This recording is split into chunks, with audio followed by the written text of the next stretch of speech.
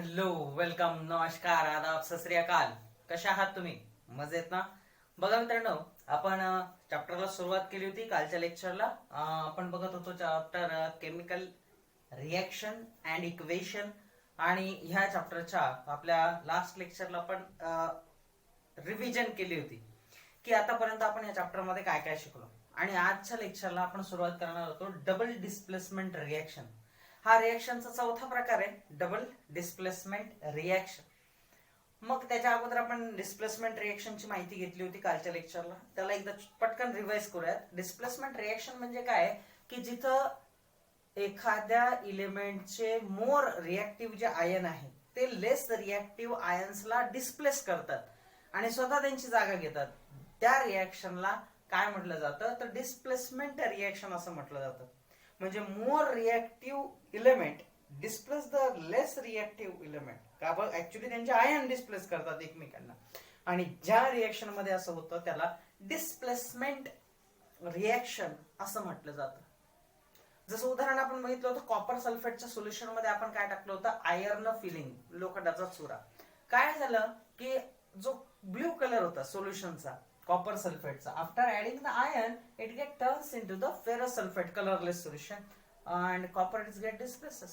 So in this reaction Fe iron हा जास्त reactive आहे आणि हा कॉपरला काय करतो, डिस्प्लेस करतो आणि स्वतः त्याची जागा घेतो. म्हणजे Fe ने कॉपरची जागा घेतली, FeSO4 बनला, Cu बाहेर निघाला. दुसरीकडं व्हेन कॉपर सल्फेट सोल्युशन, मग याच्यामध्ये आता आपण काय टाकलं, लीड पीबी हा डिस्प्लेस करतो कोणाला, कॉपरला, आणि स्वतः त्याची जागा घेतो. PbSO4 is formed and liberation of copper is there. म्हणजेच काय, more reactive element displace the less reactive element in a displacement reaction. Now what happened actually in the double displacement reaction? आज आपण डबल डिस्प्लेसमेंट रिएक्शन ह्याबद्दल बोलणार आहोत. आता double चा अर्थ होतो द्वि किंवा दोन. डिस्प्लेसमेंट म्हणजे डिस्प्लेसमेंट रिएक्शनच आहे, फक्त इथं दोन ऍटम, दोन इलेमेंट एकमेकांना एक्सचेंज करतात. म्हणजे एकाची जागा दुसरा घेतो, तर त्याची जी जागा सोडलेली असेल त्याची जागा पहिला घेतो. म्हणजे दोन ऍटम किंवा एलिमेंट्स हे एकमेकांना काय करतात, एक्सचेंज करतात. आणि या एक्सचेंजिंग मुळे जे काही कंपोजिशन तयार होतं, जे काही प्रोडक्ट तयार होतात, त्याला डबल डिस्प्लेसमेंट रिएक्शन असं म्हणतात. See the statement of the reaction. आणि मग आपण बघू की पुस्तकात तुम्हाला कसं दिलेलं आहे.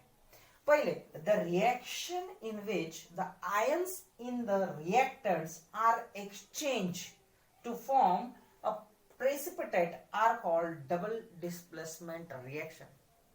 ज्या रिएक्शन मध्ये दोन रिएक्टंट असतील आणि या दोन रिएक्टंट पैकी, दोन रिएक्टंट मधले जे इलेमेंट आहेत, जे आयन्स आहेत, जे जास्त रिएक्टिव्ह आहेत, ते रिएक्टंटचे आयन्स एकमेकांना एक्सचेंज करतात. What do you mean by exchange? Exchange म्हणजे आदला बदल. म्हणजेच काय, एक आयन दुसऱ्या आयनची जागा घेतो, तर तो जो तिथून निघालेला आयन आहे तो पहिल्याची जागा घेतो. म्हणजे एकमेकांना ते काय करतात, आदला बदली करतात. म्हणजे त्यांचे जे दुसरे आयन असतात, दुसरा जो कंपार्टमेंट आहे तो सेम राहणार आहे. आणि अशा वेळेस जी रिएक्शन घडून येते तेव्हा त्याला काय म्हटलं जातं, double displacement reaction. Double displacement रिएक्शनचा हा पोर्शन आपण बघितला की काय, the reaction in which the ions of the reactant are exchange.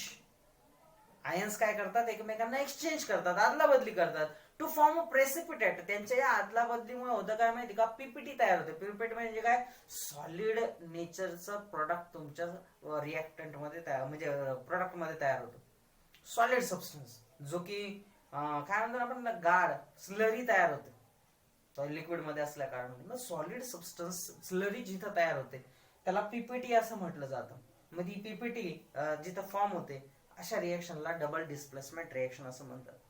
उदाहरणार्थ, आपण जेव्हा चॅप्टर सुरू केला होता त्यावेळेस आपण 5 एक्झाम्पल बघितले होते. त्यातलं एक एक्झाम्पल होतं बघा, when barium sulphate is a react with potassium chromate it form potassium sulphate plus barium chromate. ही जी रिएक्शन होती ना, तर ही होती डबल डिस्प्लेसमेंटची रिएक्शन. बघा, see the formula of barium sulphate. Barium सल्फेटचा काय फॉर्म्युला आहे, BaSO4. तर पोटॅशियम क्रोमेट काय फॉर्म्युला आहे, K2CrO4, पोटॅशियम क्रोमेट. आता या दोघं रिएक्टंट जेव्हा एकमेकांशी रिॲक्ट होतात तेव्हा त्यांच्या आयन्स, त्याच्या स्पीसीज आहे त्या एकमेकांना कसे डिस्प्ले एक्सचेंज करतात ते बघा. How the exchanging of the ions get takes place. हा जो पोटॅशियम आहे ना, सी K2CrO4 मधला पोटॅशियम क्रोमेट मधला पोटॅशियम हा कोणाला डिस्प्लेस करतो, तर बॅरियमला हा काय करतो, डिस्प्लेस करतो. म्हणजे हा इथून याला ढकलतो आणि पोटॅशियम त्याची जागा घेतो. मग आता K2 ने बॅरियमची जागा घेतल्यानंतर तयार काय झालं बघा, K2SO4, पोटॅशियम सल्फेट. काय तयार झालं, K2SO4. आता जर पोटॅशियमने बेरियमला डिस्प्लेस केलं तर आता बेरियम कुठं जाईल, वरच्या रिएक्शन मध्ये आपण बघितलं होतं की आयर्नने कॉपरला डिस्प्लेस केलं आणि कॉपर हा सेपरेट झाला रिएक्शन मध्ये. तो आयन म्हणून सेपरेट झाला, तो इंडिव्हिज्युअल म्हणून सेपरेट स्पीसीज झाली. पण इथं हा जो बेरियम आहे ना, हा सेपरेट नाही होत. तर हा जो बेरियम आहे हा जागा घेतो कोणाची, पोटॅशियमची. म्हणजेच हा कोणाची जागा घेतो, पोटॅशियमची. म्हणजे जसा पोटॅशियम हा डिस्प्लेस करतो बेरियमला, त्याच वेळेस बेरियम जागा घेतो पोटॅशियमची. म्हणजे या दोघांची एक काय झाली, आदला बदली. हे बघा, पोटॅशियमची जागा बेरियमने घेतली आणि बेरियमची जागा पोटॅशियमने घेतली. बेरियमने पोटॅशियमची जागा घेतली आणि पोटॅशियमने बेरियमची जागा घेतली. आयन एक्सचेंज झाले. मग जसं पोटॅशियमने बेरियमची जागा घेतल्यानंतर K2SO4 तयार झाला, तसं बॅरियमने पोटॅशियमची जागा घेतल्यानंतर जो प्रोडक्ट तयार झाला तो काय झाला, BaCrO4. याला बॅरियम क्रोमेट असं म्हटलं जातं. काय म्हटलं जातं, बॅरियम क्रोमेट. ही होती ती रिएक्शन. मग पुस्तकात कसं दिलेलं आहे बघा, डबल डिस्प्लेसमेंट रिएक्शनचं जे स्टेटमेंट आहे, the reaction in which the ions in the reactant are exchange to form precipitate are called double displacement reaction.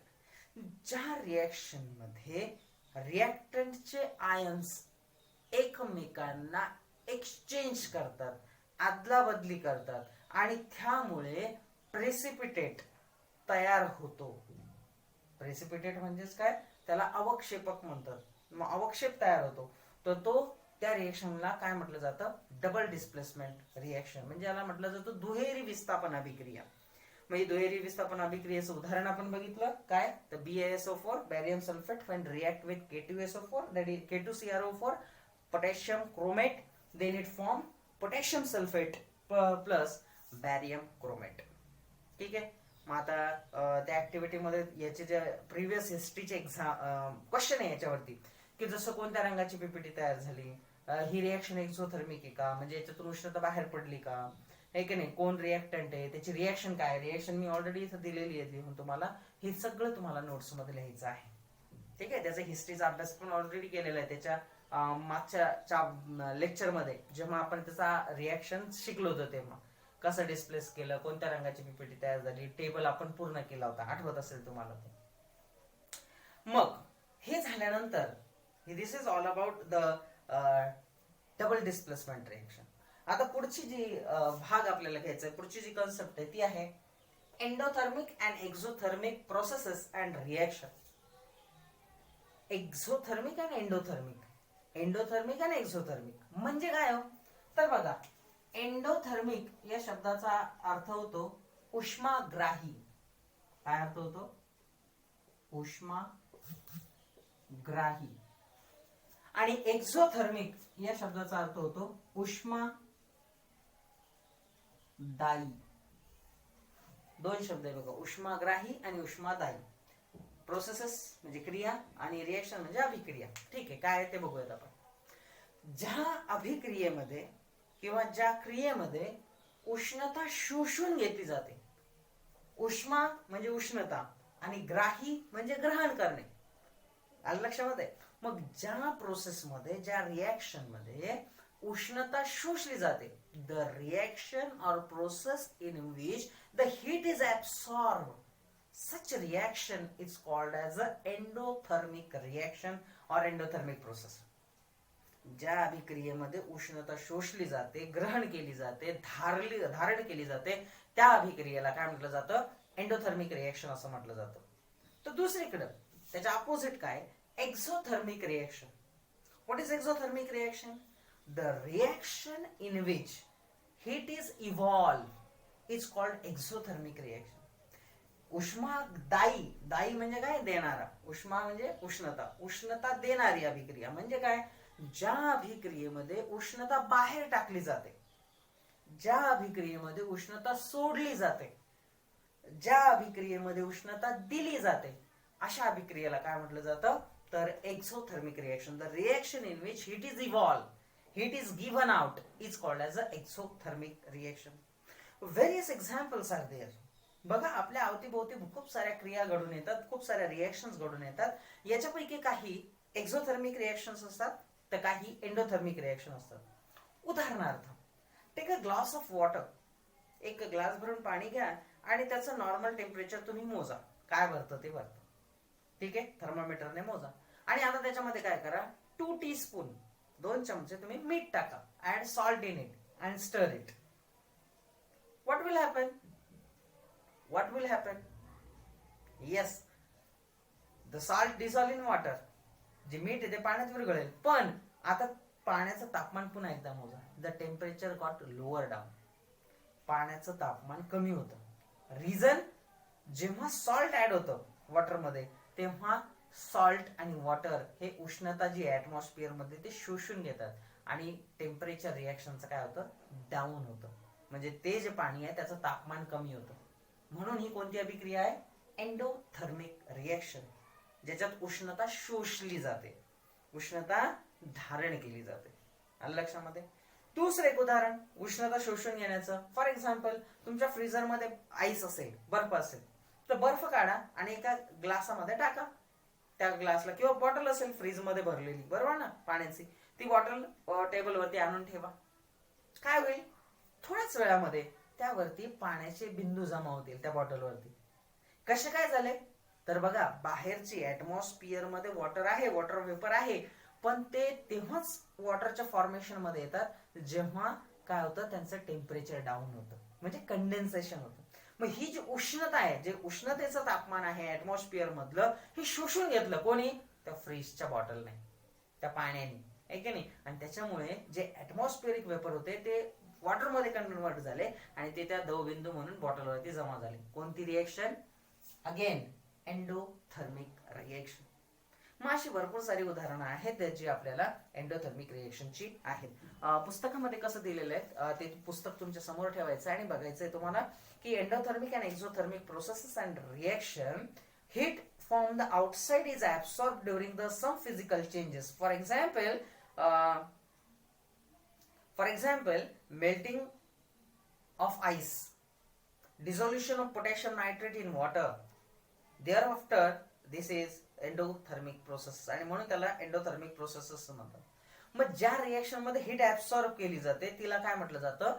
Endothermic reaction असं म्हटलं जातं. आणि ज्या रिएक्शन मध्ये उष्णता बाहेर सोडली जाते, आता एक्झोथर्मिक रिएक्शन म्हणजे काय? On the other hand, the heat is given away during the physical change. For example, formation of ice from water. काय? पाण्यापासून बर्फ बनवणे, formation of ice from water. ही काय? एक्झोथर्मिक प्रोसेस आहे, कारण इथं उष्णता बाहेर सोडली जाते, पाण्यातली जी उष्णता आहे ती बाहेर टाकली जाते आणि म्हणून ते काय करतं? बर्फ बनतं. दुसरीकडं dissolution of sodium hydroxide in water, आणि म्हणून यांना काय म्हटलं जातं? तर एक्झोथर्मिक रिएक्शन असं म्हटलं जातं. एक्झोथर्मिक रिएक्शनचं एक उदाहरण मी देतो बघा तुम्हाला. आपल्या घरी वॉशिंग पावडर आहे, बरोबर आहे की नाही? आता काय करा, जसं तुम्ही ग्लास ऑफ वॉटर घेतलं होतं, त्याचं टेम्परेचर मोजलं होतं, त्याच्यात 2 चम्मच तुम्ही मीठ टाकलं होतं आणि नंतर टेम्परेचर मोजलं, ते कमी झालं. दुसरीकडे आता काय करा माहिती का? ग्लास ऑफ वॉटर घ्या, फ्रेश ग्लास ऑफ वॉटर घ्या आणि त्याच्यामध्ये 2 चमचे वॉशिंग पावडर टाका. Washing powder is nothing but sodium carbonate, Na2CO3. मग हे सोडियम कार्बोनेट त्याच्यामध्ये टाका. It is a base. जसा सोडियम हायड्रॉक्साईड, इथं उदाहरण तुम्हाला कशाच दिलंय? सोडियम हायड्रॉक्साईड, NaOH चं दिलेलं आहे. तसाच एक बेस आहे जो आपल्याकडे अवेलेबल आहे. कोण? Sodium carbonate. मग वॉशिंग पावडर 2 चम्मच त्याच्यामध्ये टाका आणि त्याला स्टर करा. माहिती आहे तुम्हाला washing powder is also dissolved in water. पण आता त्या पाण्याचं तापमान पुन्हा चेंज होईल, टेम्परेचर चेंज होईल आणि ते तुम्ही मोजा कशाने, थर्मामीटरने. You will find that the water becomes hotter. जेवढं अगोदरचं तापमान होतं त्याच्यापेक्षा ते तापमान काय झालेलं असेल, वाढलेलं असेल. म्हणजे काय झालं, टेम्परेचर इन्क्रीज झालं. याचा अर्थ काय, रिएक्शनने उष्णता बाहेर टाकली. कळलं का? म्हणजेच याला काय म्हटलं जातं, exothermic reaction, the reaction in which heat is evolve. आणि म्हणून टेम्परेचर काय झालं, इन्क्रीज झालं. त्याला काय म्हटलं जातं, एक्झोथर्मिक. मग सोडियम हायड्रॉक्साईड टाकल्यावरती पण तसंच होणार आहे. पुढे बघा पुस्तकात काय दिलेलं आहे, in the process of dilution concentrated sulphuric acid with water very large amount of heat is liberated. As a result, water gets evaporated instantaneously. If it is poured in a concentrated sulfuric acid, which may cause an accident, to avoid this, required amount of water is taken in a glass container, and a small quantity of the concentrated sulfuric acid at a time is added on stirring. Added with a stirring, therefore, only a small amount of heat is liberated at the time. बघा मित्रांनो, काय होतं ना की sulphuric acid H2SO4 हा त्याचा chemical formula आहे. मग सल्फ्युरिक ऍसिड हे जेव्हा कॉन्सन्ट्रेटेड फॉर्म मध्ये 99.9% pure sulphuric acid, concentrated sulphuric acid तुम्ही घेता आणि याला जेव्हा तुम्ही पाण्यामध्ये ओतता, काय करता, थंड पाणी घेतलेलं आहे आणि याला पाण्यामध्ये ओतलं, काय होतं माहिती का, हे कॉन्सन्ट्रेटेड सल्फ्युरिक ऍसिड पाण्यामध्ये जर डायरेक्टली तुम्ही ओतलं तर हे डायरेक्टली ज्या पाण्याच्या संपर्कात येईल काय होईल, तर ते पाण्याला काय करतं, उडवतं. म्हणजेच हीट इतकी प्रोड्यूस करतं. किंवा सल्फ्युरिक ऍसिड एका भांड्यामध्ये तुम्ही घेतलेला आहे आणि त्याच्यामध्ये तुम्ही पाणी ओतताय. इथं कॉन्सन्ट्रेटेड सल्फ्युरिक ऍसिड आहे लार्ज अमाऊंट मध्ये आणि त्याच्यामध्ये तुम्ही पाणी टाकताय थोडंसं, 5 ml 10 ml 20 ml और 100 ml थिंग. मग हे पाणी जेव्हा तुम्ही टाकता, जसं हे एवढ्या कॉन्सन्ट्रेटेड सल्फ्युरिक ऍसिडच्या संबंधात येतं तेव्हा हे पाणी काय होतं, डायरेक्टली इव्हॅपोरेट होतं. आणि इतकी इन्स्टंटेनियस प्रोसेस आहे, इतकी त्वरित प्रोसेस आहे की याच्यामुळे हे जे स्पॉट आहे, म्हणजे जे पाण्याचे थेंब आहे हे बाहेर उडू शकतात. सोबतच ऍसिड त्याच्यामध्ये मिक्स झालेलं असतं, इतकं गरम झालेलं असतं ते वॉटर वेपर कन्वर्टेड पाणी, आणि ते तुमच्या अंगावर पडून ऍक्सिडेंट होऊ शकतो. त्याच्यामुळे कधीही पाण्यामध्ये सल्फ्युरिक ऍसिड पाण्यामध्ये टाकायचं नाही.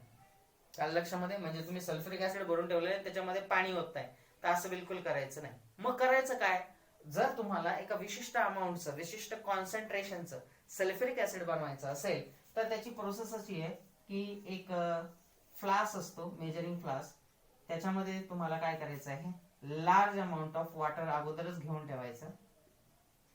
So this is the water. आणि आता तुम्ही 5 to 10 ml जे तुम्हाला क्वांटिटी रिक्वायर्ड असेल तेवढं सल्फ्युरिक ऍसिड घ्यायचं आणि ते ह्या कॉर्नरने इथे इन्सर्ट करायचं. म्हणजेच लार्ज अमाऊंट ऑफ वॉटर मध्ये हळूहळू या जागेवर काय येईल, तर याच्यात काय पडेल, सल्फ्युरिक ऍसिड.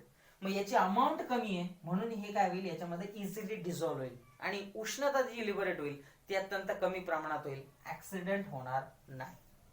लॅबोरेटरीमध्ये बरेच वेळा असे एक्सपेरिमेंट केले जातात. डायल्युशनच्या वेळेस विद्यार्थ्यांना समजत नाही की कशामध्ये काय टाकायचं, तर कधीही सल्फ्युरिक ऍसिड मध्ये पाणी, वॉटर टाकायचं नाही. ब्लास्ट घडून येऊ शकतो, इंजरी घडून येऊ शकते, ऍक्सिडेंट इथं मोठा होऊ शकतो, तुमचा हात पाय वगैरे भाजू शकता.